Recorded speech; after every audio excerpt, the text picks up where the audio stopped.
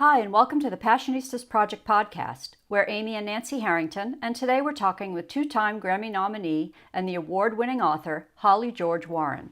To date, Holly has written 16 books, including the New York Times bestseller, The Road to Woodstock, and the forthcoming biography, Janis, Her Life and Music, about rock icon Janis Joplin. Holly is also working with Patrine Day Mitchum on a new documentary called Rhinestone Cowboy about the story of Nudie, the rodeo tailor. So please welcome to the show, Holly George Warren. Great to be here. Thanks so much for having me. What's the one thing you're most passionate about? Wow, gosh, what time is it?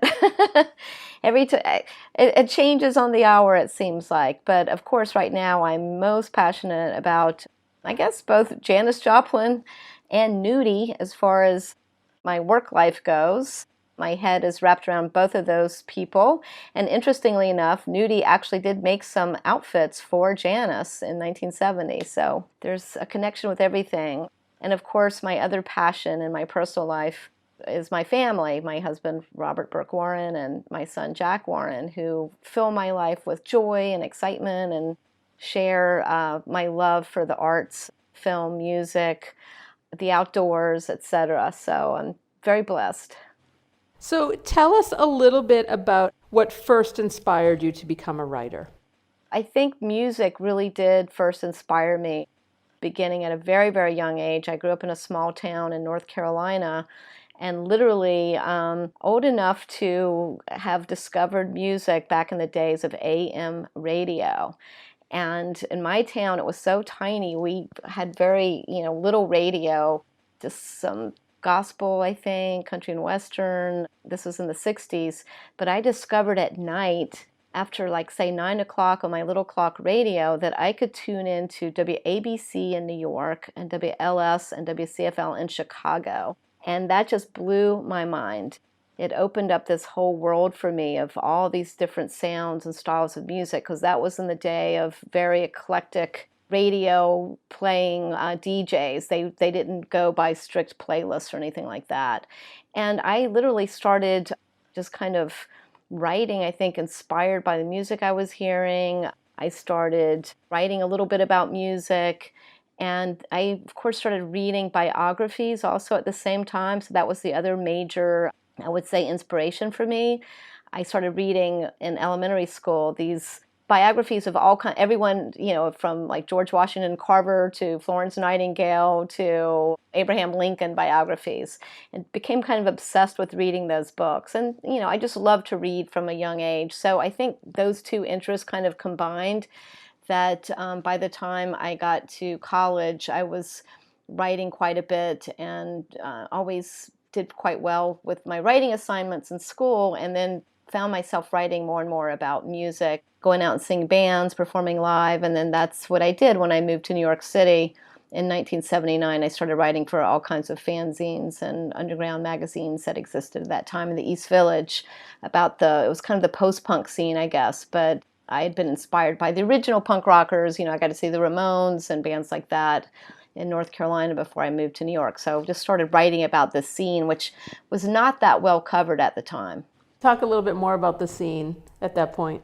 Back in those days, in the late 70s in New York City, there were only a couple of clubs where you could go out and see bands that were kind of either following in the footsteps of the original punk scene in New York and London, and a few of those people were still around New York and playing. So there was this great resurgence of kind of DIY, homemade magazines that are called fanzines that all kinds of people that were into the scene started writing articles for.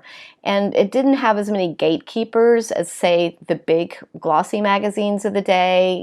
Even Cream magazine, which was kind of an upstart as compared to, say, Rolling Stone, was pretty restrictive as far as who could write for those magazines.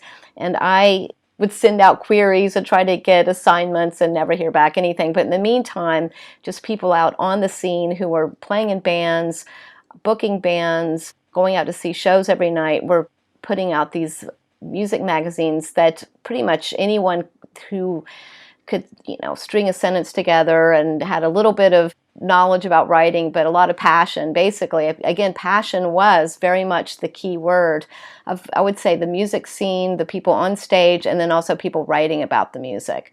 So that's really what got me started, and I started getting published in some, again, very small run underground little music magazines.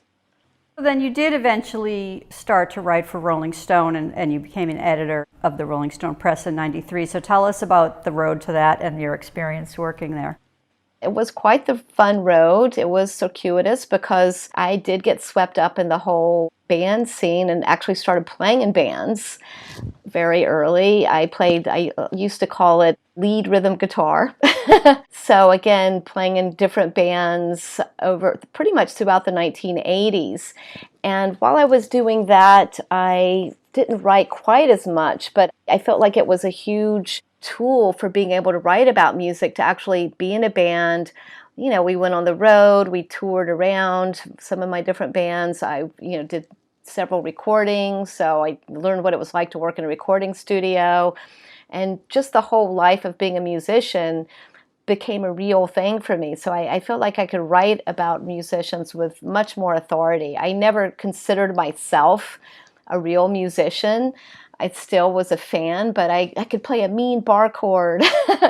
And I started out with a Fender Mustang, and then I moved up to a Fender Jazzmaster, a vintage one from the late 50s. So that was pretty hip, let me tell you. In the meantime, I did start getting some real jobs to pay the bills, including, believe it or not, I became an editor at American Baby magazine, which, funnily enough, almost everyone that worked there was childless. And that was really my first nationally published articles, was for this magazine, how to know when your child's old enough for a pet. Or, I did a research article where I went out and interviewed parents of quintuplets and quadruplets and triplets, but I, really kind of cut my teeth writing for that magazine. I learned how to be a journalist, a real journalist. And then gradually, through meeting people and also being a total rock and roll geeky nerd who was constantly reading every rock biography that would come out, and also I was really into, it was weirdly enough, through punk rock, I got totally into old-timey country music like the Carter Family, and honky-tonk music like Hank Williams, and I loved Patsy Cline, Wanda Jackson, the Queen of Rockabilly. So I got into that kind of music pretty much while I was a full-fledged punk rocker. And again, I think passion is the line between those two, the thread that connects them, that, both of those kinds of musics, that earlier country, that more raw, primitive kind of country music, as well as punk rock, had that passion, was very obvious in the music, and that I loved it. I was totally into all that kind of music. And in fact, I saw George Jones at the Bottom Line in 1980, which blew my mind. So anyway, so I started learning more about that kind of music by just reading books all the time, and eventually heard about a job as a fact checker at Rolling Stone Press in the 1980s. They were doing this big rock and roll encyclopedia and needed someone to double check everything, these established writers who I'd been reading for years in Rolling Stone, like people like Dave Marsh, had written. And so that was my first, I was getting to call up Question Mark and the Mysterians and asking him, was it true that he came from another planet? And called up, all these people. In fact, funnily enough, Handsome Dick Manitoba, the singer of the Dictators, I called him up to check some facts about this notorious, horrible fight on stage, basically a brawl between him and Jane County at CBGB's.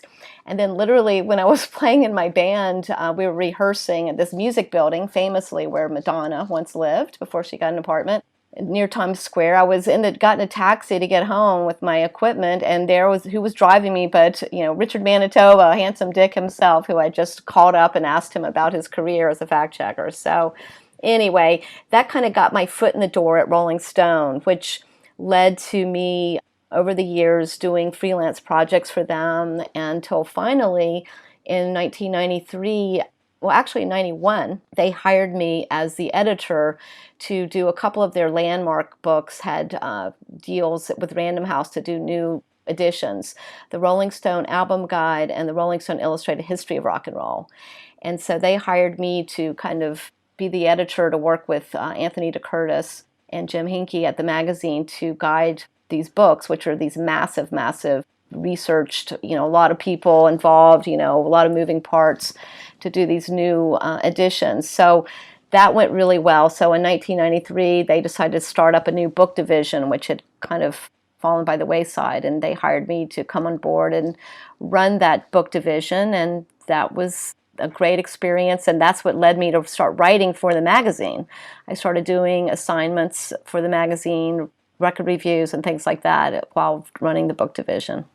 I learned so much from working on those kind of big reference books, and again, we had amazing writers that I got to interface with. And on the Illustrated History of Rock and Roll too, I got to work with everyone from Peter Guralnick to Greil Marcus to the late great Robert Palmer, again, Dave Marsh, many, many writers. And then I got to assign a lot of new chapters. And in fact, I wrote a chapter. Anthony DeCurtis became a real mentor to me. He was an editor at Rolling Stone that was in the trenches with me on these book projects. And he assigned me as the writer to do a big piece on the changing role of women in rock, beginning with Patti Smith, et cetera, up to that current time. I think Sinead O'Connor at that point was maybe one of the newer artists that was the focus of my chapter. But that was a real huge, exciting thing to get to be part of. And then I got to do another very cool book with a wonderful writer-editor named Barbara O'Dare, who came to my office. She was working at Rolling Stone and then at Us magazine back in the day when it was owned by Winter Media, and said, let's do a whole book on women in music with every chapter written by women and as much as possible, all the photography done by women. So we did this really cool book called Trouble Girls, the Rolling Stone book of women in rock. And funnily enough, one of the chapters I did for that one was this big piece on Nico, who was my first ever famous person I ever interviewed when I was, living in New York City. I was still waitressing at the time. And Nico, of course, from the Velvet Underground fame, was kind of down at her heels at the time, but having to go to a methadone clinic across from where I was working, and would come in every day afterwards and have an amaretto on the rocks and cheesecake. So I got up my courage and asked her if I could interview her, and I didn't even have a platform for my interview, but she said yes, and got to spend some time with her and interview her, and used part of the interview in a little fanzine back in the day, but then I got to really expand and write this whole chapter on Nico and use this interview I'd done 10 years earlier, or even earlier, I guess 12 years earlier, for this book, Trouble Girls. So that was really exciting.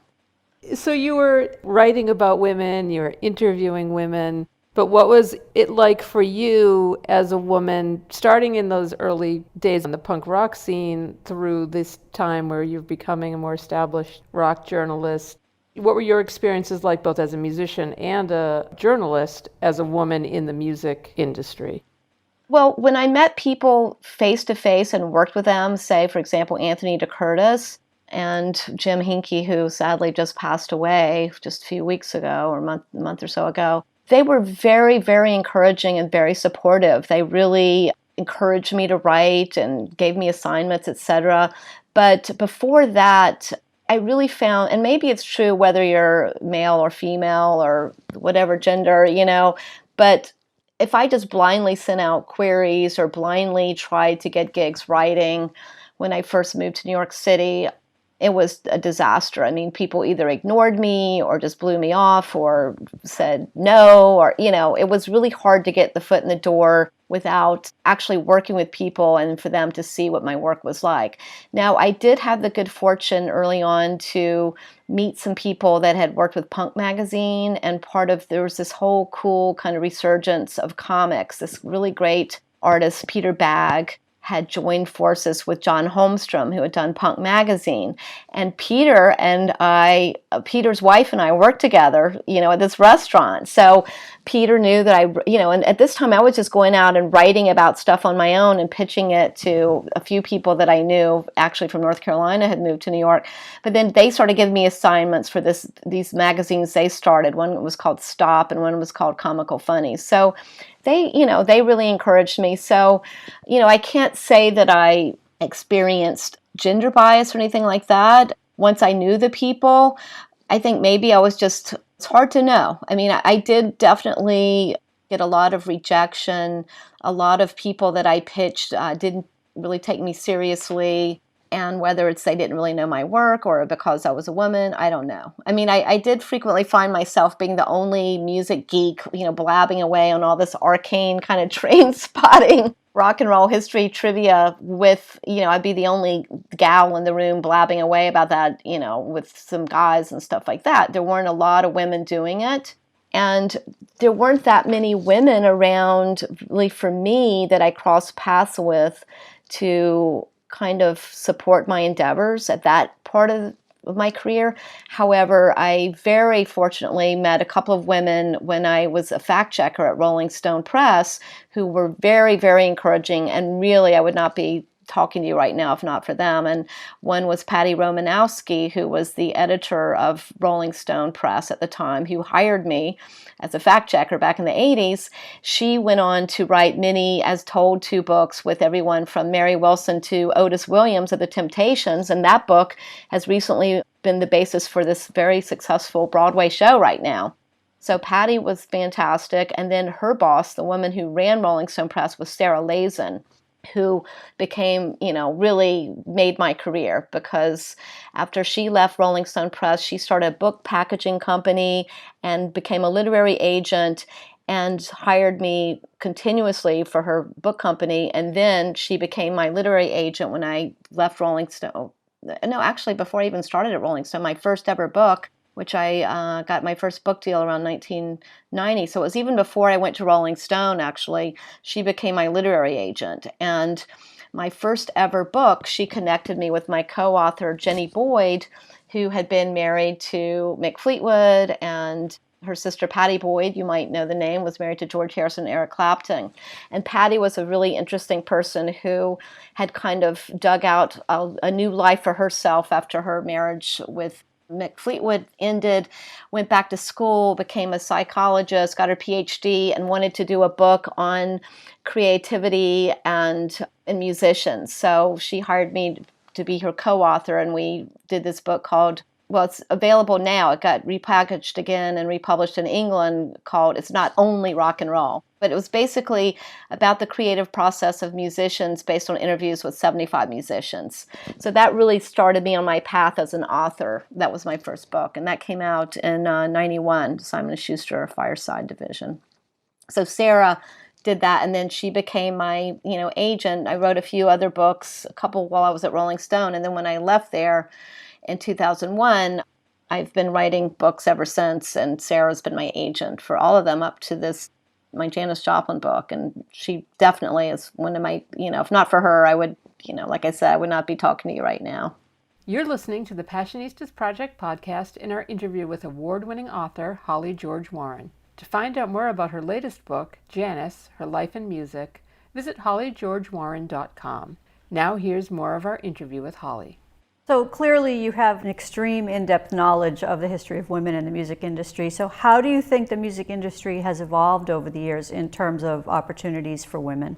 When I first moved to New York, as far as women performing in bands, that was just starting to really happen, thanks to the whole, punk explosion with bands from England like the Slits and the Raincoats, the Modettes. I saw all those bands at little tiny clubs. And it just was a much more welcoming atmosphere for women to pick up instruments and play in bands. And like I said, I started playing guitar in bands. Then, of course, people like Tina Weymouth and Chrissie Hynde. I mean, there were Patti Smith, of course. So as far as getting the courage to get up on stage and play, and then just to have other like-minded souls out there that wanted to be in bands with you, it was a great time to be in New York. And gradually there became more and more venues, places to play. I got to play at all of them, from CB's to Max's Kansas City, Peppermint Lounge, Danceteria, all these great classic clubs in New York, late 70s, early 80s. And as far as the music business, I mean, at that time we were like, screw the music, but we were punk rockers, man. We were underground. We didn't want anything to do with that. In fact, when I started even working for Rolling Stone in 93, I would tell people like, yeah, I'm working for Rolling Stone so I can afford now to write about the bands I really love, because I was still writing for this really cool magazine called Option, which I don't know if you remember that magazine, but a very cool magazine based on the West Coast. And so I'd still write about people that would never, ever get covered in Rolling Stone, but all different types of music. And again, started writing about some of the early country music pioneers and rockabilly people like Wanda and people like that. So I didn't really interface that much with the mainstream music business at that time. I basically had good experiences on that very low level. Again, this was the time of the Go-Go's had come around and the Bangles. My band, Das Furlines, went on a tour of Canada with a couple of other all-women bands, and it was a male promoter, and everything went really great. Once I started moving up the food chain, once I was at Rolling Stone, I started working on producing some CD packages with labels. And again, everybody I worked with were male, but they were very supportive. They were really into what, my ideas were. So I didn't really have any problem with that. And, gradually I started meeting some very cool women that a lot of women I discovered had been really behind the scenes. So I started meeting some of those women who had been working at labels for years. Some of them had left and started their own publicity companies. Some of them were in management, etc. So, and then I, finally got to meet a few of the women who had been pioneering female journalists. But again, there weren't that many. It was very cool to see. And then, like I said, Barbara O'Dare and I did a whole book with lots of great, great women writers. The scene, I think, helped a lot of women find their niche. A lot of women were total big into music just the way I was, but finally all these channels had opened up for them to pursue it as either a writer or an A&R person, manager, publicist, photographer. Lots of great women photographers, and again, I loved meeting women who started in the business in the 60s into the 70s. So I loved getting to meet them in the 90s, and I wish I would have known them or could have somehow met them when I first started out in the 70s, late 70s, even early 80s, to get encouragement from them. But, they were really kind of behind the scenes. They weren't that obvious. And some of them became very good friends, like Jan Uhelski, a fabulous, wonderful writer who was one of the early women writers for Cream magazine.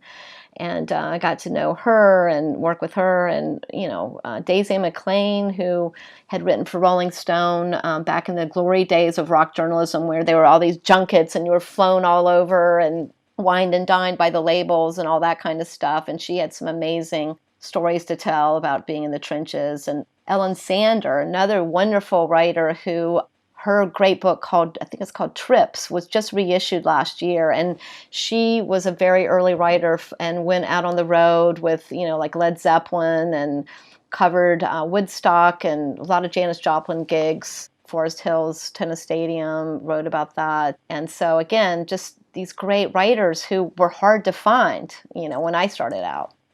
You have an interest in all these genres, and you've written about such a wide range of music from country to punk. What makes a topic or an artist compelling enough for you to dedicate a book to the subject? I guess if there's a complexity to the person, and arguably perhaps all artists are complex people. Who knows? Because I don't know about all of them, but I've been really attracted to writing about people that have had to really struggle, who've had to break down barriers to be heard, who have, a lot of facets to their personality. And Janis is my third biography. My first one was Gene Autry, the singing cowboy, who was a very complex man and very much a groundbreaking artist, going way back to their beginning in the late 1920s, broke through in the early 30s. And then Alex Chilton, who, of course, a lot of people know from Big Star, but started out as this pop star at age 16 in the box tops and just had this incredible career in life. I become passionate about them, their music, their lives. I never lose that passion. I mean, I still get excited if some crazy, online radio station plays, a Gene Autry song. Same thing with, I was so thrilled. I went to see Once Upon a Time in Hollywood, and to hear a very deep cut box top song on the soundtrack of the new Quentin Tarantino film. So Choo Choo Train, by the way. I never lose the passion for the people that I It's like literally moving in with one of my biography subjects, for several years. And you never forget your roommates, right? Most of them. Tell us about why you chose to write a book about Janis Joplin and what you learned about her that you found most fascinating from writing the book. I have to say, part of it, I really believe that my subjects also choose me. Somehow, again, following my passion, I end up in a place where it just kind of comes together. And with Janis, for years, of course, I had loved her music. She was definitely an inspiration for me growing up again in this tiny town in North Carolina that didn't have a lot going on for me as far as the kind of things I was interested in. And now, again, I might be like one of my biography subjects, but I think I saw her on the Dick Cavett show, and just her whole look and attitude and sensibility, and not to mention her incredible voice. I'm like, what's that? I want to be that. She was probably, actually, little did I know at the time, wearing this outfit that Nudie made for her. Of course, I was one of those people that was devastated when she died in 1970, and in 1971, I had joined the Columbia Record Club and got Pearl. I still have my original copy. So just a fan. And then once I was working at Rolling Stone and started doing projects with the Rock and Roll Hall of Fame, the Hall of Fame did a really cool symposium on Janis back in the 90s. I think it was 97. And Bob Santelli, the head of education, VP of education and programming at the time, invited me to be part of it. And I got to go to Cleveland and give a talk about Janis's influence on contemporary women musicians. But the best part was I got to meet Janis's brother and sister, Michael and Laura. I got to meet Sam Andrew, her guitar player, Chet Helms, who was the manager for Big Brother and the Holding Company and started the Avalon Ballroom dances there back in the 60s.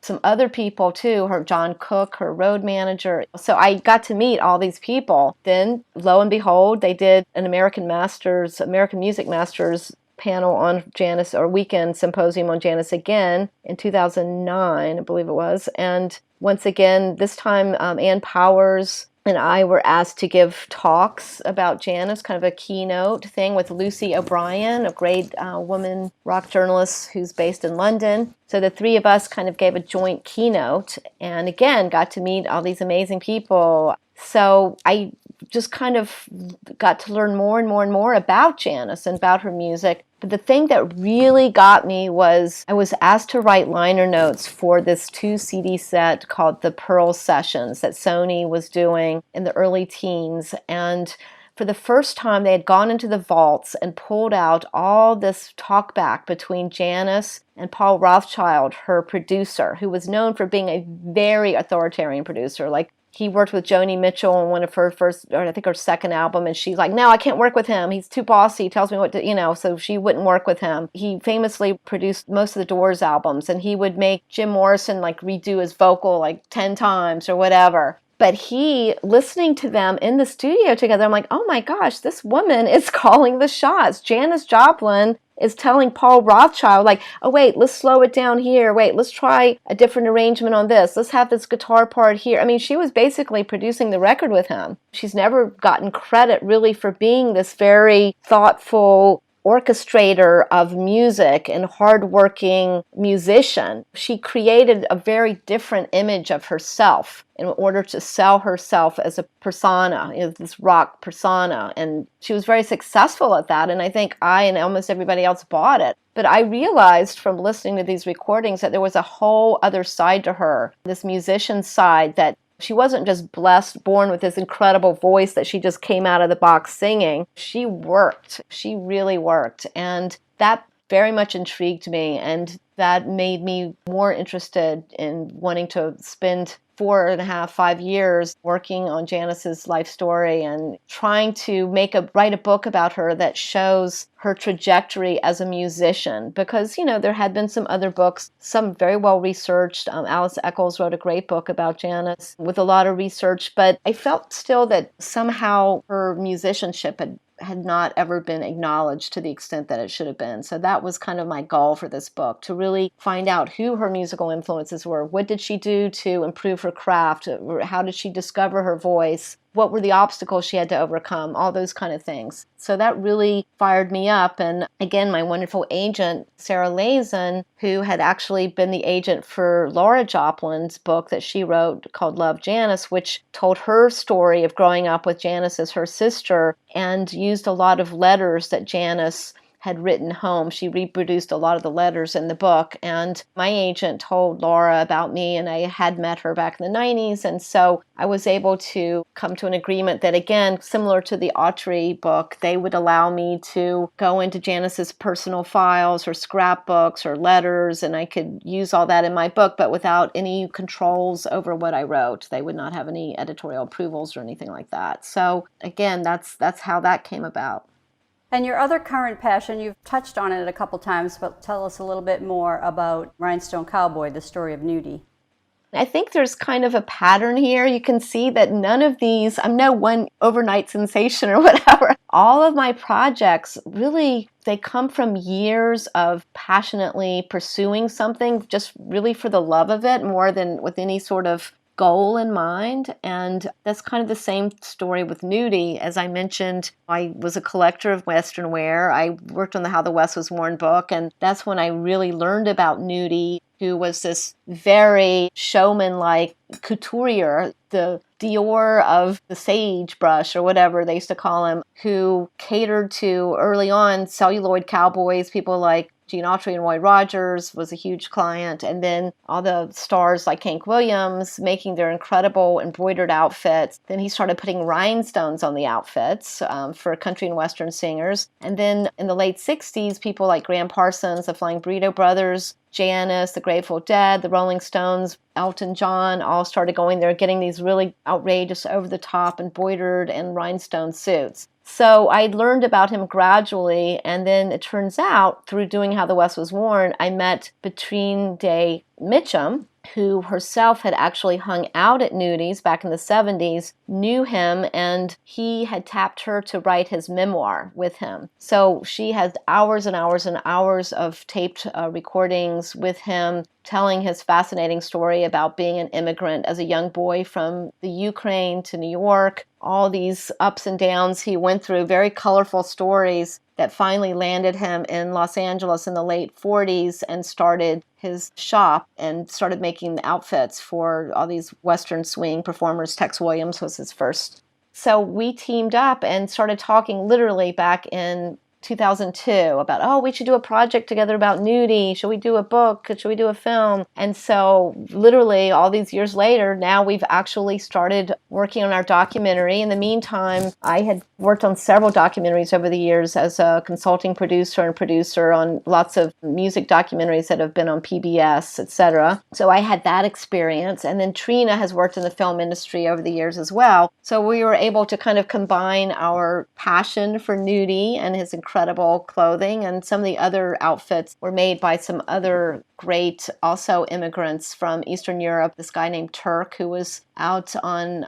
Van Nuys, was the first one. His shop opened in 1923. And then back in Philadelphia on the East Coast, Rodeo Ben had a shop beginning in 1930. All three of them and Nudie they came from Eastern Europe as young boys, young men. And then also the whole story of immigrants from Mexico. Manuel, who still at age 86 is designing these incredible outfits in Nashville. He worked with Nudie. And Jaime Castaneda, who is still right there in North Hollywood making incredible outfits for Chris Isaak and Billy Gibbons and Dwight Yoakam. So it's a bigger story even than I realized, as far as it's a story of immigrants coming to this country and creating the iconic American look, the rhinestone cowboy outfit, right? So go figure.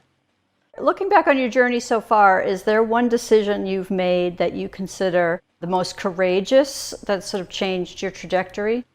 Well, I guess it was just picking up and moving to New York City I had a little audio cassette player. You remember those? It was even pre-Walkman. I had that, a few cassette mixtapes, a suitcase, and that was it. $500 maybe, 700, I don't know. Just kind of moved to New York. And I guess that was the smartest thing I ever did, because basically in New York, I made lifelong friends. I met my husband. He was playing in a band, the Flesh Tones. We were on a double bill, my band Das Furline, so that's how we met in the 80s. all these passions, some of which I had as a young girl growing up in North Carolina, I was literally able to materialize into projects, into a lifestyle, and into a livelihood. I mean, gosh, how lucky am I that that happened? Things that could have just been a hobby actually became a way of life and an occasional paycheck here and there. So I feel very, very lucky. And I think moving to New York City almost at a whim. I went to school at the University of North Carolina, Chapel Hill. So I had two sides of my personality, the former hippie Janice wannabe and the punk rocker. So when I was going to leave Chapel Hill, I'm like, well, I'm either going to move to New York City or Key West. So I think it's a good thing I moved to New York City. What's your secret to a rewarding life? Again, and I tell my students this, whatever you do, if you can pursue it with passion, you guys nailed it with the name of your podcast, because if you can approach even, bad things with passion, with anger, anger is a form of passion, I think. Whatever it is, if you can just engage and be passionate about things, that's going to enrich your life. It can maybe take its toll on you too, but I think to have that kind of feeling and motivation that you're driven by the passion of whatever it is that you're thinking about or wanting to learn about or whatever, you're going to do a much better job with whatever it is you're pursuing. What's your definition of success? I guess success is not only attaining a goal that you had for yourself, but within that goal also having happiness and a good state of mind about it. Because I think horribly, in our culture, a lot of people that find certain success, material success or even career success, there's other aspects of their life that is not working out too well. So that's not really success, is it? I think you have to put all the parts of the puzzle together so that they're all kind of working out together to really be successful. It's tricky, it's difficult, because life has a way of throwing lots of curveballs at you. So what advice would you give to a young woman who wants to be a journalist or an author? First off, subscribe to your podcast.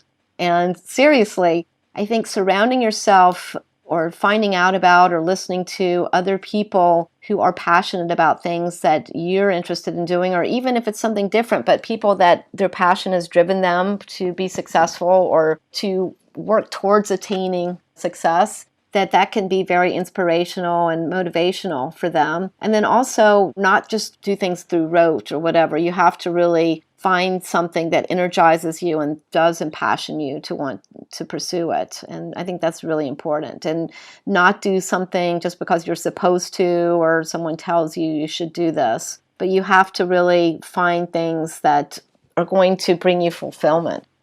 Thanks for listening to the Passionistas Project podcast and our interview with Holly George Warren. To find out more about her latest book, Janice, Her Life and Music, visit hollygeorgewarren.com. And don't forget, our quarterly subscription box, the Passionistas Project Pack, goes on sale October 30th. Each box is filled with products made by women-owned businesses and female artisans to inspire you to follow your passions. Sign up for our mailing list at thepassionistasproject.com to get 10% off your first purchase. And be sure to subscribe to the Passionistas Project podcast so you don't miss any of our upcoming inspiring guests.